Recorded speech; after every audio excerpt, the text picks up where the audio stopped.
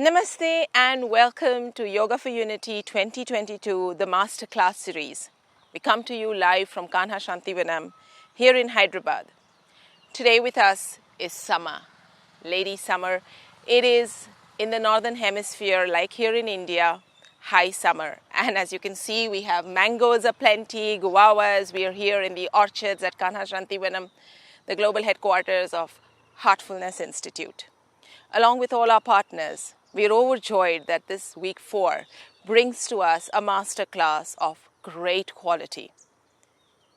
R. Sriram, our speaker today, is a direct disciple of TKV Desikachar, the son of the great Krishnamacharya, one of the founders of modern yoga. He learned directly from these great masters and began his work in Chennai with the Krishnamacharya Yoga Mandiram. Since then, he has taught in several places in the world. He shifted to Germany with his wife and has been teaching there, living there, training yoga masters for a long time. He's a prolific speaker and a great trainer. Let's listen to him in this masterclass. Welcome. So if you take the word mantra, we are talking about speaking, uttering a sound, repeating a sound, producing a sound. But it's not just producing a sound, but at the same time listening to it. A mantra has only strength or only becomes powerful if we chant it, as well as listen to the sound which is being chanted. So it's both the voice as an instrument of the body, a karmendriya, an action organ, as well as the hearing as a sort of sense organ. Both of them have to go together. What is special about chanting is that you are coordinating the words, coordinating the sound, making sure that the flow of the sound, the flow of the word is beautiful and it is unstrained. And it's almost like you're modulating the breath when you do chanting. So chanting a mantra in a good way, in a proper way, is equivalent to doing a good breathing. And actually, if you look at the breath itself, when we are doing conscious breathing, for instance, what is called Ujjayi in yoga, you're not only using the throat or the organs which are close to the speech in producing the slow breath, but you're also listening to it. So it's not about producing a big sound when you do Ujjayi or one of the other breathing techniques of yoga. It's about producing something, a reverberation, which you listen with your ears. So it's the reverberation plus listening, like in the case of mantra. Therefore, the breath is very, very close to mantras, and that's why it is very important. It is what brings sort of divinity or a sort of a spiritual quality to even something very mundane like an asana practice, where we are more or less merely, so to say, merely moving the body or adjusting the body or taking positions of the body and remaining in them. See, if we come back to the subject of asana practice, if we are doing some asana like Trikonasana or Shirsasana, headstand, or Virabhadrasana, whatever posture, in lying, sitting, standing, etc., we are breathing slowly. We are trying to breathe slowly and being conscious. And we are trying to be conscious of the breath by listening to the breath. Therefore, we are paying attention. But where is the sound coming from? It is coming from our trunk. Our trunk is very important. Of course, it's not just the throat, because without the chest expanding or the chest being giving the strength and the air which is in the chest sort of reverberating, the sound will not come. And of course, we need the belly and the stomach to sort of give the impetus for the air to move. So we are using the whole trunk. So whether it is breathing or making a sound, we are using the whole trunk, which is why when we do postures, whether it is a headstand or it is a samasthiti where you're standing on your feet, or it is a balanced posture where you're standing on one leg, you are using the trunk mainly. If you're standing on one leg, the leg is just for supporting the body. If you're sitting to do dandasana, which is sitting on the floor and stretching your legs, the legs are in that position, but it's always about the trunk when we do asanas, what they call meru danda. So this trunk of ours is like an instrument. It is like a veena or sitar or any other instrument, a Chennai. It's an instrument which you tune, and tuning it meaning tuning it not with some sort of external muscular adjustments and alignments, but tuning it with the breath and with the sound you produce.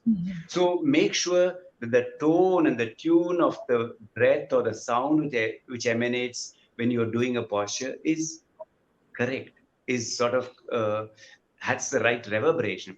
So this is why using posture becomes using sound and breath becomes very important.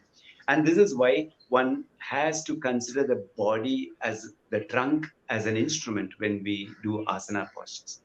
So you go into Trikonasana, focus on your trunk. Let the trunk which you uh, position in Trikonasana, which is a what you call diagonal twist posture, let it feel like a tuned instrument. It doesn't matter if you have your hand a little bit like that, a hand a little bit like that, hand a little bit like that. Don't go into all these unnecessary details, whether the angle of the foot is correct or not. We are not doing gymnastics. We are not doing modern Western physical training.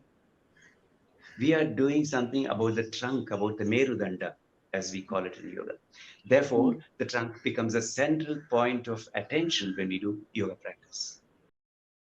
See, in Krishnamacharya's words, the body would be jada. Jada means like a corpse, like a dead body, if you are not going to enliven it with breathing. So when you're doing postures, when you're doing asanas, the body is just, if somebody is doing asanas and the breath is not filling or sort of is not activated in the body, it's like jada. It's like it's dead. It's just a piece of, it's an object. It is not living. So to bring life into a posture, one can only do it through the breath, because prana is life and prana is breath. There is no difference between prana as life or prana as breath. So living means breathing, and breathing is living. So this sort of coherence or sort of concomitance of breath and living is very much there in yoga practice, in the yoga concepts of Krishnamacharya.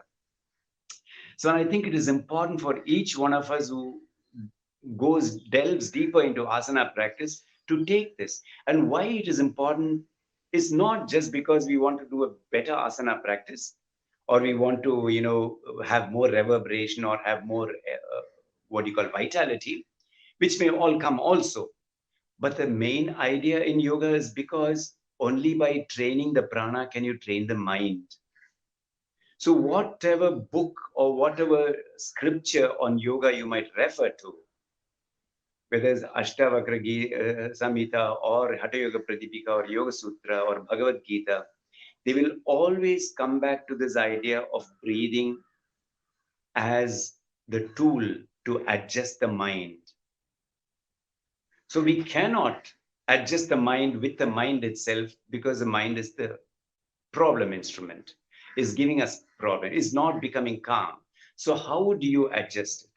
Of course, some attitudes will help, some mantras will help, etc. But as long as the breath does not comply, the mind cannot do anything. So to make the mind compliant, to make it sort of oblige and obey our wishes and go along with our wishes, we have to learn to deal with the breath. So the better we can sort of the better we can sort of quieten our breath, or even divert our breath in a positive way, the easier it'll be to sort of say, okay, I'm going to divert my mind. I need to divert my mind. So that is starting with even going to sleep, where you say, okay, I'm not able to sleep, too many thoughts or too many fears.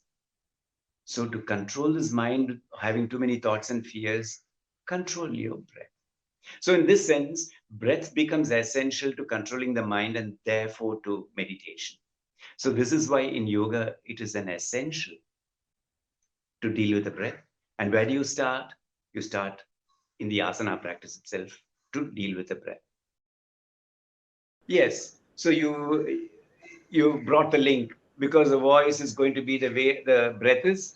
And if we are very nervous and jittery, and if our voice is very heated or very tensed, then obviously we are not having calm thoughts. So a calm breath would also help a calm voice. But apart from that, see, the body breath is a very, what do you call, is an involuntary function. The body needs breath, and what do you call, independent of the mind, all the physical functions of the body need the breathing and the air and the oxygen, etc. So breath has to go on. The body needs the breath. But just see how often you and I are constricting our breath, are suppressing our breath, are holding our breath, or in some way or the other, giving the breath a problem. Not because we want to, because we don't even know. We suddenly hold our breath, we suddenly tense ourselves up, we suddenly get raged and hold our diaphragm.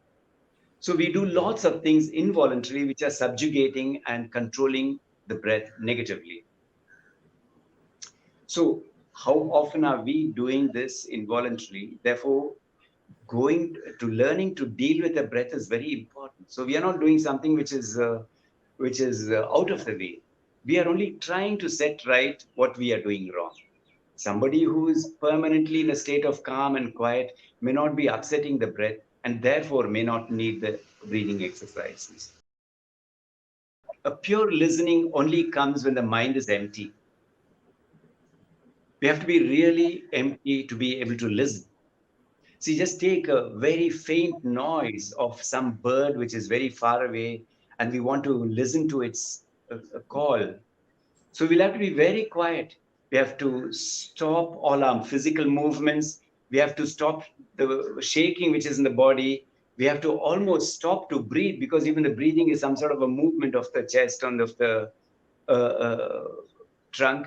So it's like we'll have to stop, let all movements secede, and it should come to almost a state of deha vritti nirodha, like chitta vritti nirodha, nirodha of all physical movements, so that we can really listen. But it's not just the deha vrittis or the physical vrittis which have to come to a stop. Even the mental vrittis or activities have to come to a stop if we really want to listen. That's in listening to a bird, and that's only a question of it's very faint and it's very far away. But imagine listening to the sorrows or the words of somebody who's maybe sitting right next to us, but it's very difficult to understand what this person is saying, because the person, maybe she or he, is confused and doesn't know what to say, but still you have to try to figure out. So this deep listening requires very, very deep attention. That means very deep, quiet state of mind. My mental activities have to come down, receive, receive, receive. What we call in yoga, chitta vritti nirodha. So this recession of mental activities is sort of impelled or is motivated by good listening. So listening by itself is an exercise. That's why when we do ujjayi, whether we are doing some simple asanas or some complicated asanas, or we're just doing ujjayi as a pranayama, sitting down, you listen. So it's not about some loud noise. That is noise. We don't want to produce noise. We want to produce a reverberation which we can listen to. So it's that listening which makes Ujjayi very special. So listening is a very, very deep aspect of dhyana or meditation. So this is, of course, a difficult question. But let us say there are one or two things, practical life. I do think, especially going by the fantastic skill of my teacher, TKV Desikachar, in listening, he could really listen to people. And I think listening is very important in resolving relationships, problems in relationships, in bringing more empathy and compassion into the world. Listening is a very, very important first step. And so, in that sense, training ourselves to listen is important. So, not just talk, but also listen to what the other person says. Not just look at things from your perspective, but also from the perspective of the other person. All that is helped through listening. That's very, very important. So the other part is, of course, when you listen, you are in the other person's, you are engaged with the other person. So what will happen is, because you're engaged with the other person, you will be losing your own position, because you won't be speaking, and because you are not talking, you're not with yourself, but you're with the other person. So the more we focus on listening to the other person, the less we might tend to lose ourselves, lose our own roots or footing. And therefore, we not only learn to listen, but we also learn to develop what we can call, uh, what you would say in Sanskrit, a kavacha. A kavacha means like an armor. An armor is a very strong militaristic word in English, but I mean some sort of a costume or a shield, I would say. Maybe not armor, but a shield. So we need some sort of a protective shield, you know. So this protective shield is our own practice. So asana practice, whatever rituals we might do, or uh, whatever uh, whatever act of devotion or thanksgiving we might do in our lives, it becomes some sort of a kavacha, some sort of a shield around us, which will protect us and keep us. So this is very important when, especially since we are in a world where on the one hand we have to engage with the problems which are coming from outside, be open and not be what do you call too much of opinion and taking too much sides or becoming very aggressive, etc. Where we have to try to stop from getting into the trap, and at the same time protect ourselves. Otherwise, yoga might make us too what do you call fragile. So to stop ourselves from becoming fragile, we need this shield, and to help ourselves to become more compassionate, we have to listen. Yeah. So I would say these are the two things which, for me, have played a very important role in life, to manage life. And whether I'm Yes. living in India or I'm living in Europe, it's not been any different. Whether I'm that part of the year where I'm living in India or that part of the year where I'm living in the Europe, it's all the same. Desikachar has been has played a fundamental role in bringing the importance of the breath in asana practice. Of course, it comes from his father, Krishnamacharya, no doubt at all.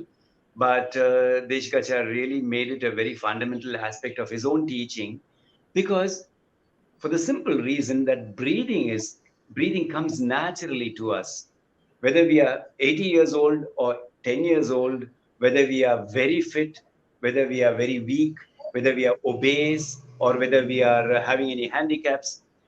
It comes easily to everybody. So it can be learned very easily. All you need is somebody who's trained to practice in this way and teach in this way.